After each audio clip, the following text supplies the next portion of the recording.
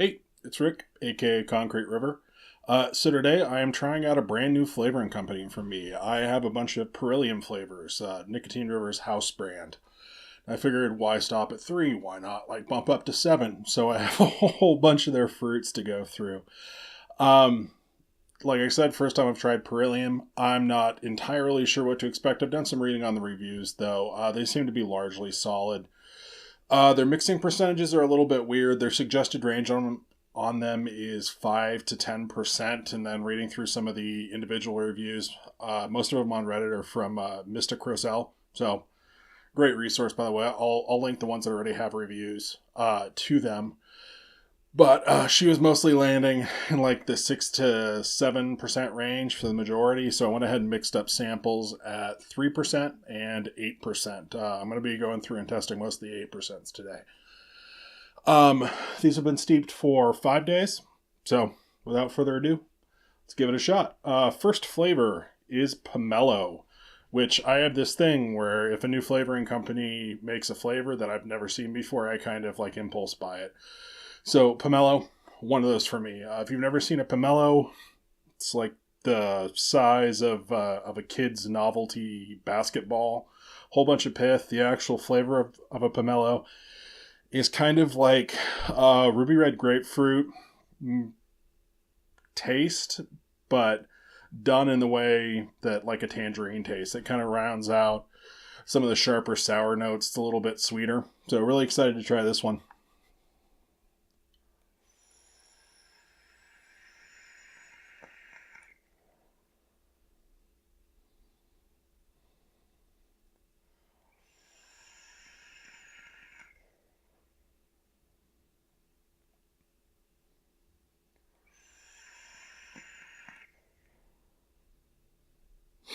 So I'm an absolute sucker for citrus flavors. Absolutely love citrus flavors, and this is definitely a citrus flavor that I haven't tasted before. It's interesting. I think it does sort of capture that like sweet grapefruit without the tart thing pretty well that pomelo has going on. Definitely tastes like it's one of the like pinker, sweeter pomelos. Uh, I don't really get any zest off of it, but you can still definitely tell it's a citrus. It actually has like a decent juicy body to it, which is nice. It's not something you get with a lot of citrus flavors.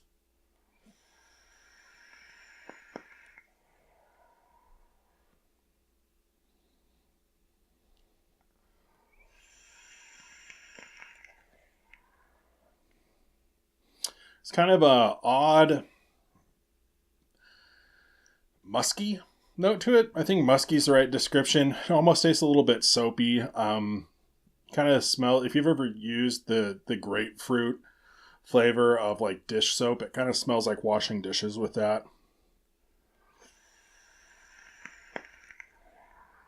I don't think it's overwhelming though, and I think it's doing something really interesting to that kind of sweeter base citrus. I actually really like this.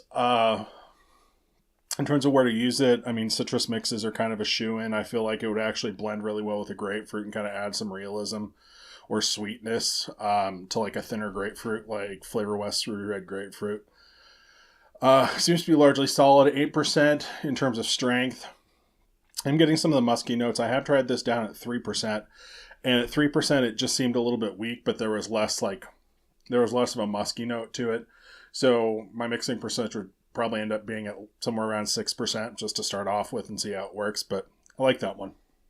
Okay, so next I have Purilium's Watermelon, and this has actually gotten a fair amount of traction in the community. People are suckers for candy watermelon flavors. Reading the reviews, I heard like Watermelon Jolly Rancher. I actually haven't even tried Loran's Watermelon, but I know that's kind of the reign king of Watermelon Jolly Rancher, so I can't compare it directly, but we'll see how this one vapes.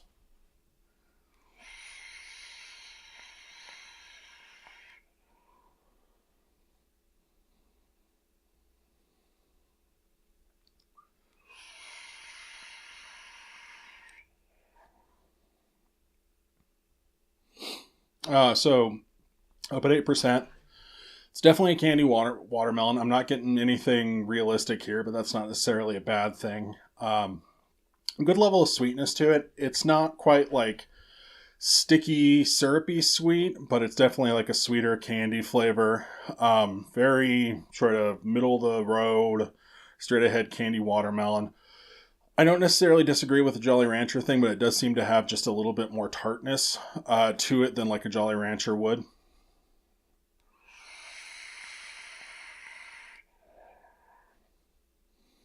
But yeah, it's a really solid candy watermelon. I'm up at 8% right now. It feels like maybe it could be just a little bit lighter. I might try mixing this at around 5%, would be my guess just right off the bat.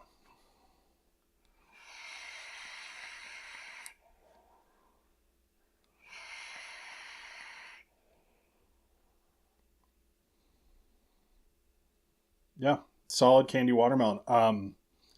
Does taste just a little bit perfumey, but that might be the 5-day steep. It may also be that I'm over flavoring a little bit, but there's a really solid, slightly tart candy watermelon there. So next, because I impulse buy every single raspberry flavor I come across, I have their raspberry. And reading Mystic Roselle's review for this, they said it was nice, skewed towards realistic, but we'll give it a shot. Again, testing at 8%.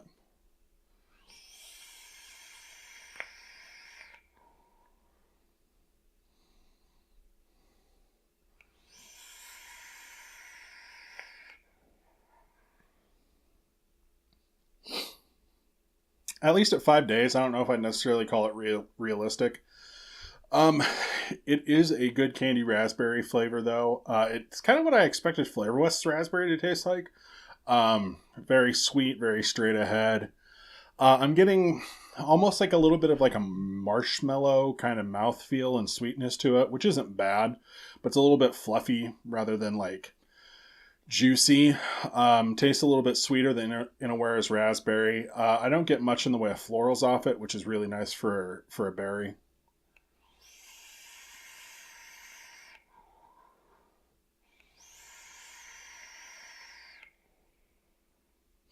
Definitely better than TPA sweet raspberry, or it doesn't have that weird kind of ketchupy note to it.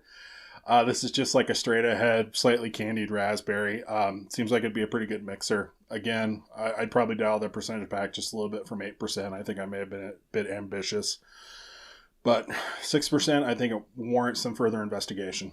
Okay, so next I have one of the more complex profiles out of this group. It's a grapefruit mojito flavor. So I've actually messed around with this a little bit, but we'll go ahead and pretend for the camera.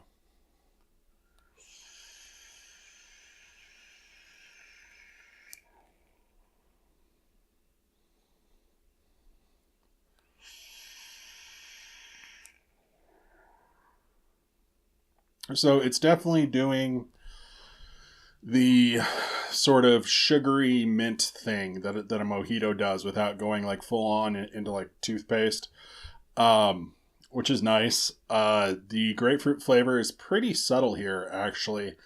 You can definitely tell it's a grapefruit instead of like a lime, but it isn't really like an overpowering, like sour, tart grapefruit flavor.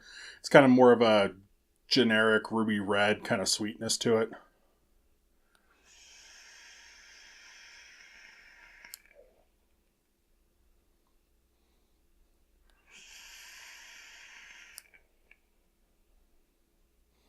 It feels like there's just a little bit of cooling in there too with that mint. But it's like a very light, subtle cooling.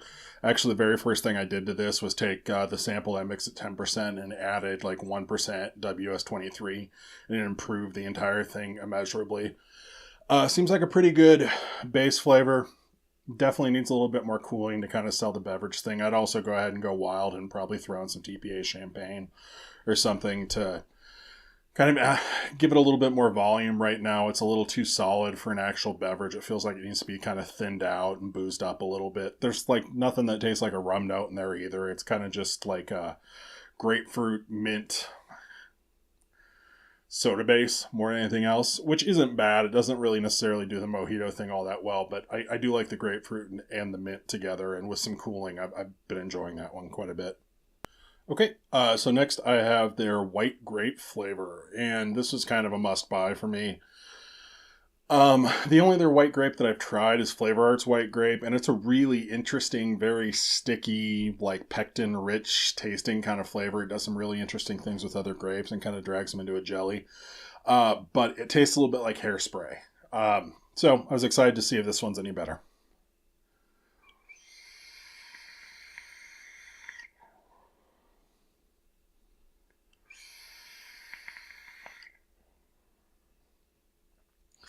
And after 5 days, I'm getting not a lot of like a distinct white grape flavor. It's definitely fruity, but it's kind of like a generic fruity.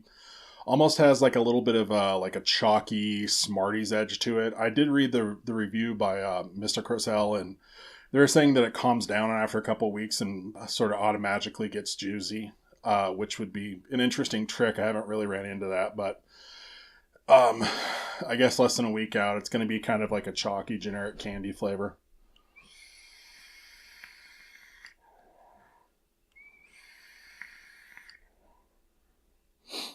I'm not getting anything that really screams grape out of it, which is kind of fitting for the profile. I think white grape juice is one of those things that they use to sort of cut down like a whole bunch of generic fruit juices, specifically because it doesn't really get in the way. It's not really an intrusive flavor, so it's at least true to the profile there.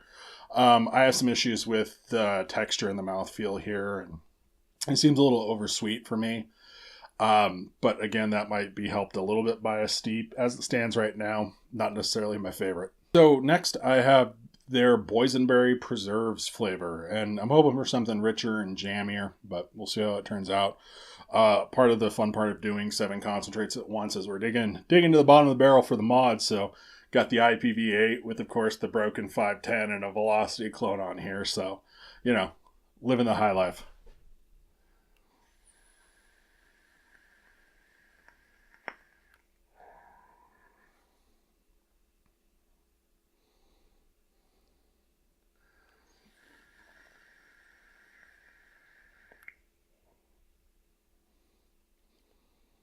That's really interesting. Right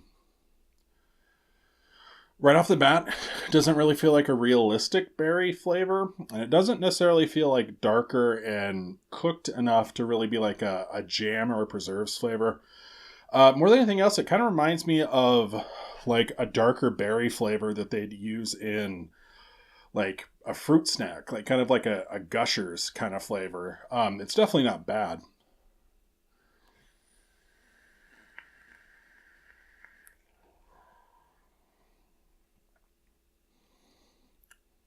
Yeah, that's really interesting. That totally is like some sort of like berry fruit snack flavor. Um, it's a little darker than a raspberry, but it isn't quite like as full bodied as a blackberry, so it kind of fits in that boysenberry spectrum. But it isn't. It doesn't really have anything tart to it. It's more, and it's not even quite a candy flavor. It's like a fruit snack flavor. That could actually get really interesting. If that sounds like an interesting profile to you, I'm not getting anything that like tastes jammy or sticky to it. It just tastes like a sort of artificial fruit snack berry flavor. So that's pretty cool. And then last flavor, I have their passion fruit. So there's a couple issues with some of the passion fruits on the market. Um, I don't mind Cap's passion fruit, but it's not really tart or realistic. And Flavor Arts kind of goes in the opposite direction, where it's really harsh and acidic, but very bright. So we'll see how this one does.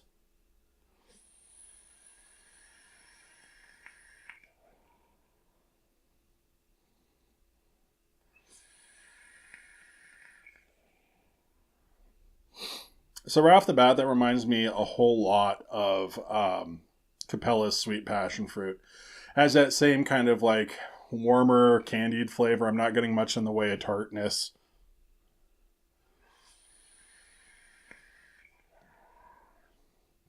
Fairly decent mouthfeel to it, but it tastes a lot like Capella's sweet passion fruit. So I don't know. If you already have Capella's sweet passion fruit, this one might be pretty inessential.